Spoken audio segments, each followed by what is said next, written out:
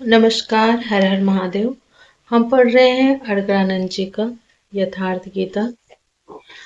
और यथार्थ गीता का ये है चौथा अध्याय। और इसके पहले के पार्ट में हमने पढ़ा था कि भगवान जी कर्म के विषय में चर्चा करते हैं और कहते हैं कि जो मुक्त महापुरुष हैं वो कर्म तो करते हैं, लेकिन वो कर्म करते हुए भी उस कर्मों में लिप्त नहीं होते हैं।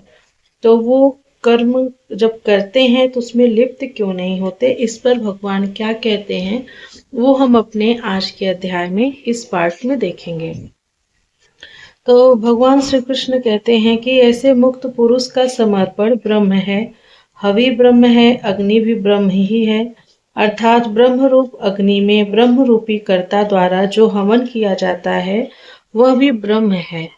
ब्रह्म कर्म समीधीन समाधीना, जिसके कर्म ब्रह्म का स्पर्श करके समाधिस्थ हो चुके हैं, उसमें विलय हो चुके हैं, ऐसे महापुरुष के लिए जो प्राप्त होने योग्य है वह भी ब्रह्म ही है। वह कर्ता धर्ता कुछ नहीं, केवल लोक संग्रह के लिए कर्म में बरतता है। यह तो प्राप्ति वाले महापुरुष के लक्षण हैं, किंतु कर्म में प्रवेश लेने वाले प्रारंभिक साधक कौन सा यज्ञ करते हैं। पिछले अध्याय में श्री कृष्ण ने कहा अर्जुन कर्म कर। कौन सा कर्म? उन्होंने बताया नियतम कुरु कर्म, निर्धारित किए हुए कर्म को कर। निर्धारित कर्म कौन सा है? तो अर्जुन यज्ञ की प्रक्रिया ही कर्म है। इस यज्ञ के अतिरिक्त अन्यत्र जो कुछ किया जाता है वह इसी लोक का बंधन है, न कि कर्म। कर्म तो संसार बंधन से मोक्ष दिलाता है। अतः उस यज्ञ की पूर्ति के लिए संग दोष से अलग रहकर भली प्रकार यज्ञ का आचरण कर। यहाँ योगेश्वर ने एक नवीन प्रश्न दिया कि वह यज्ञ है क्या जिसे करें और कर्म हमसे पार लगे। उन्होंने कर्म की विशेषताओं पर बल दिया, बताया कि यज्ञ आया कहाँ से, यज्ञ देता क्या है, उसकी विशेषताओं का चित्रण किया, किंतु अभी तक यह नहीं बताया कि यज्ञ है क्या। अब यहाँ उसी यज्ञ पर भगवान स्पष्ट करते हैं उसी यज्ञ को और कहते हैं कि गत श्लोक में योगेश्वर श्री कृष्ण ने परमात्म स्थित महापुरुष के यज्ञ का निरूपण किया, किंतु दूसरे योगी जो अभी उस तत्व में स्थित नहीं हुए हैं, क्रिया में प्रवेश करने वाले हैं, वे आरंभ कहाँ से करें। इस पर कहते हैं कि दूसरे योगी लोग दैवम यज्ञम अर्थात दैवी संपत्ति को अपने हृदय में बलवती बनाते हैं, जिसके लिए ब्रह्मा का निर्देश था कि इस यज्ञ द्वारा तुम लोग देवताओं की उन्नति करो। जो जो हृदय देश में दैवी संपत्ति अर्जित होगी वही तुम्हारी प्रगति होगी और क्रमशः परस्पर उन्नति करके परम श्रेय को प्राप्त करो।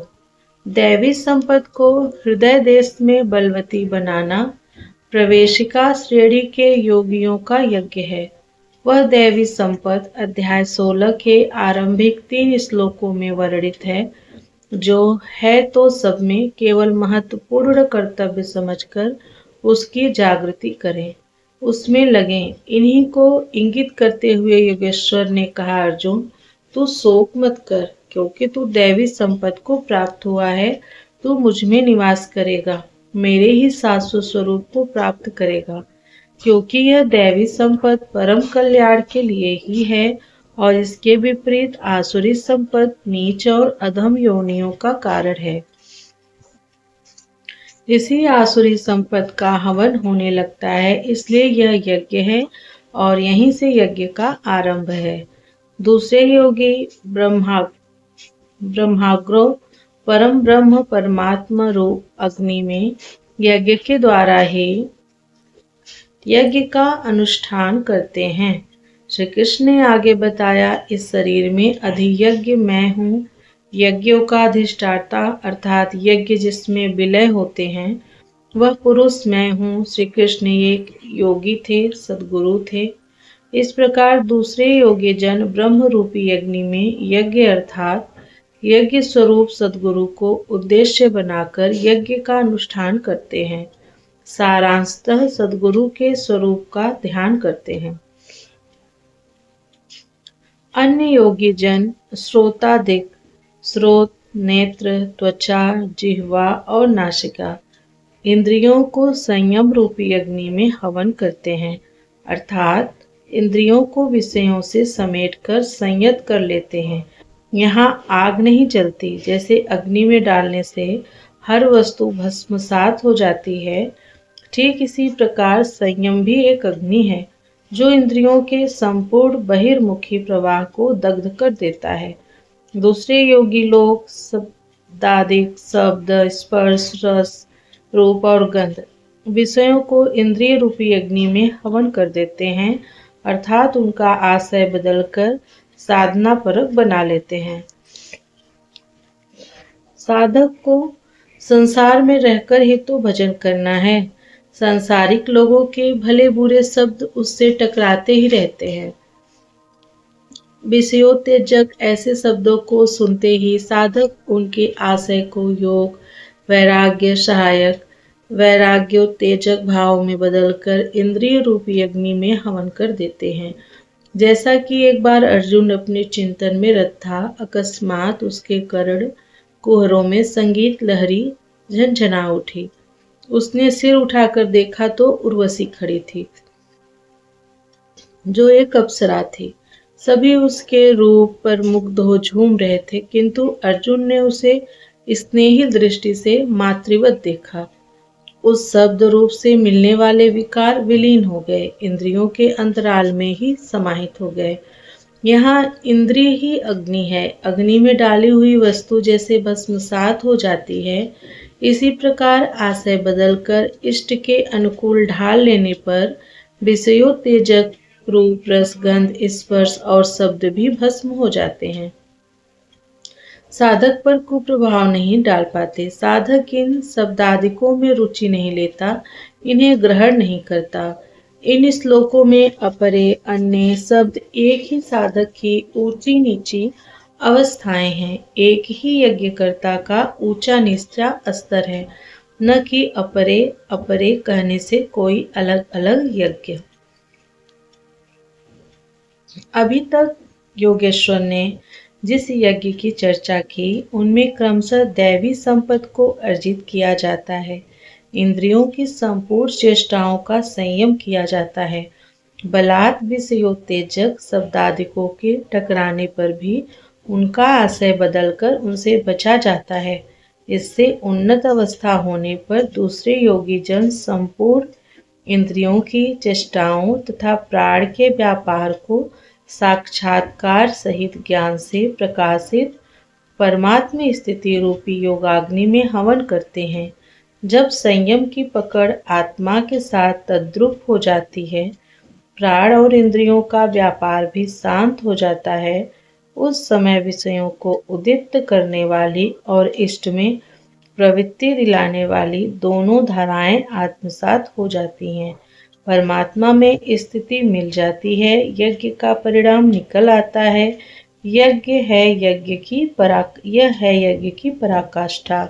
जिस परमात्मा को पाना था उसी में स्थिति आ गई तो शेष क्या रहा।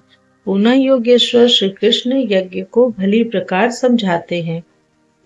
अनेक लोग द्रव्य यज्ञ करते हैं, अर्थात आत्मपथ में महापुरुषों की सेवा में पत्र पुष्प अर्पित करते हैं। वे समर्पण के साथ महापुरुषों की सेवा में द्रव्य लगाते हैं। श्री कृष्ण आगे कहते हैं, भक्ति भाव से पत्र, पुष्प, फल, जल जो कुछ भी मुझे देता है उसे मैं खाता हूँ और उसका परम कल्याण सृजन करने वाला होता हूँ। यह भी यज्ञ है। हर आत्मा की सेवा करना, भूले हुए को आत्मपथ पर लाना द्रव्य यज्ञ है, क्योंकि प्राकृतिक संस्कारों को जलाने में समर्थ है।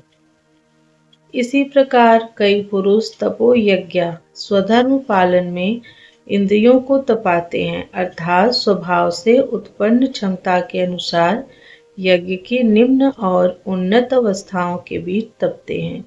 इसी पथ की अल्पज्ञता में पहली श्रेणी का साधक शूद्र परिचर्या द्वारा, वैश्य दैवी संपत्ति के संग्रह द्वारा, क्षत्रिय काम क्रोधादि के उन्मूलन द्वारा और ब्राह्मण ब्रह्म में प्रवेश की योग्यता के स्तर से इंद्रियों को तपाता है। सबको एक जैसा परिश्रम करना पड़ता है। वास्तव में यज्ञ एक ही है। अवस्था के अनुसार ऊंची नीची श्रेणियां गुजरती जाती हैं। पूज्य महाराज जी कहते थे, मन सहित इंद्रियों और शरीर को लक्ष्य के अनुरूप तपाना ही तप कहलाता है। ये लक्ष्य से दूर भागेंगे, इन्हें समेटकर इधर ही लगाओ। अनेक पुरुष योग यज्ञ का आचरण करते हैं।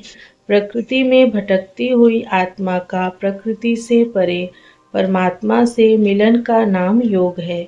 योग की परिभाषा अध्याय 6:23 में दृष्टव्य है। सामान्यतः दो वस्तुओं का मिलन योग कहलाता है। कागज से कलम मिल गया, थाली से मेज मिल गए तो क्या योग हो गया? नहीं, ये तो पंचभूतों से निर्मित पदार्थ है। एक ही है, दो कहाँ? दो प्रकृति और पुरुष हैं। प्रकृति में स्थित आत्मा अपने ही शाश्वत रूप परमात्मा में प्रवेश पा जाता है तो प्रकृति पुरुष में विलीन हो जाती है। यही योग है। अतः अनेक पुरुष इस मिलन में सहायक सम दम इत्यादि नियमों का भली प्रकार आचरण करते हैं। योग यज्ञ करने वाले तथा अहिंसादि तीक्ष्ण व्रतों से युक्त यत्नशील पुरुष स्वयं का अध्ययन, स्वरूप का अध्ययन करने वाले ज्ञान यज्ञ के करता है। यहाँ योग के अंगों यम, नियम, आसन, प्राणायाम, प्रत्याहार, धारणा, ध्यान और समाधि को अहिंसादि तीक्ष्ण व्रतों से निर्दिष्ट किया गया है। अनेक लोग स्वाध्याय करते हैं। पुस्तक पढ़ना तो स्वाध्याय का आरंभिक स्तर मात्र है। विशुद्ध स्वाध्याय है स्वयं का अध्ययन, जिससे स्वरूप की उपलब्धि होती है, जिसका परिणाम है ज्ञान अर्थात साक्षात्कार। यज्ञ का अगला चरण बताते हुए भगवान कहते हैं, अब भगवान यज्ञ का अगला चरण क्या बताते हैं उसको हम अपने अगले पार्ट में देखेंगे। अभी के लिए बस इतना ही। कृष्णाय वासुदेवाय हरे परमात्मने प्रणत क्लेश नाशाय गोविंदाय नमो नमः। हरे नमः हरे नमः हरे नमः। ओम नमः पार्वती पतये हर हर महादेव। मिलती हूँ आप लोगों से यथार्थ गीता के अगले अध्याय में।